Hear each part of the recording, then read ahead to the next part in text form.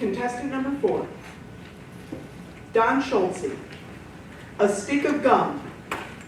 A stick of gum, Don Schultze.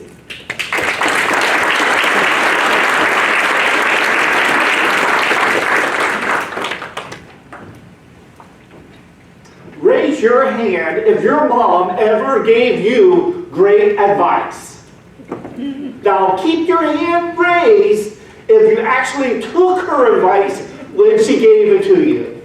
That's what I thought. You're in trouble, all of you.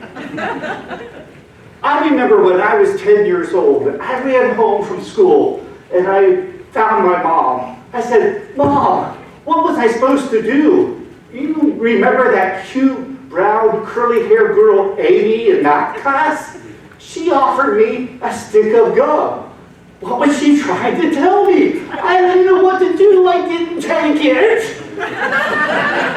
She said, "Donnie, if ever anybody gives you a piece of gum, you take it.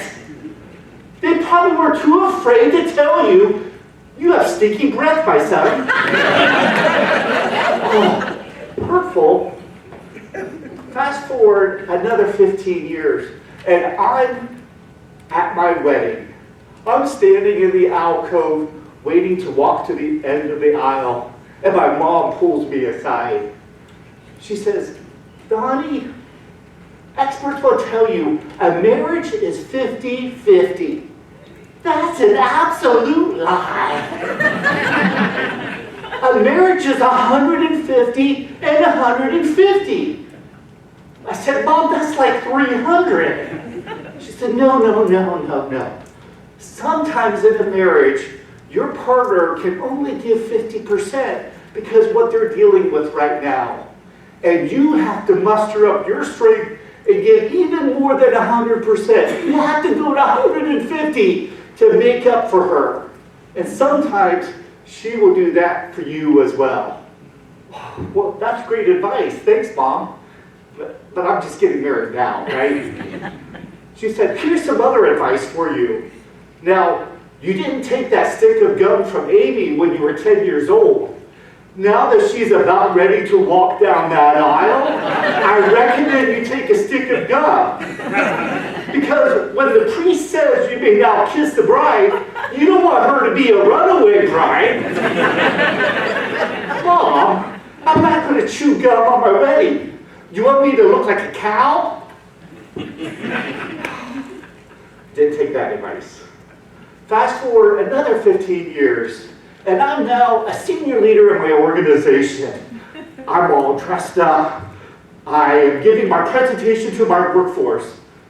I was terrible, gripping on the lectern like I'm on a roller coaster. Looking at my paper, reading it word for word, and giving a lot of, filler words. Afterwards, one of my employees, Greg, came up to me and said, very meekly, "Mr. Schultze, have you ever heard of Toastmasters?" And pal, he was giving me a metaphorical stick of gum like my mom said. Except for, he wasn't telling me I had stinky breath. Well, maybe he thought it. He was telling me I had stinky thinking, stinky speaking. But what I really had, after I joined Toastmasters, I realized I had stinky thinking. You see, I grew up with a speech impediment, and I had this voice in my head that kept on telling me, "Don, sit down. Nobody wants to see you. Shut up, Don. You sound terrible. Just run, Don, run." And Toastmasters helped me quiet that voice. Fast forward another 15 years and you have present day. Now, my mom passed away 25 years ago, but I can still picture her looking down from me from heaven and saying, "Donnie, are you following my advice yet?" Well, part of it worked. Amy and I have now been married over 30 years. Thank you. But last year was particularly painful. You see, we got a phone call from our daughter, Maddie, 22 years old, from Ireland. She just told us she was raped.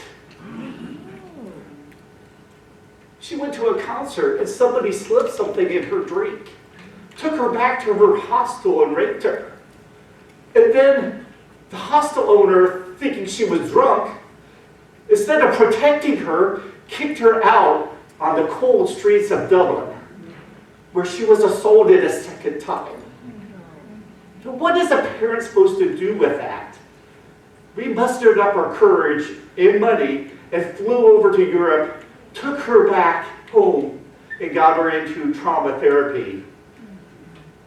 But that's when my wife, Amy, started going downhill. You see, she receded into herself. There were days I couldn't even get her out of bed. And finally, I remember what my mom said. I had to muster up that 150% in my pain to help her. What we figured out was she suffered from guilt. Because she thought she should have done more to train Maddie on protecting herself from a date rape.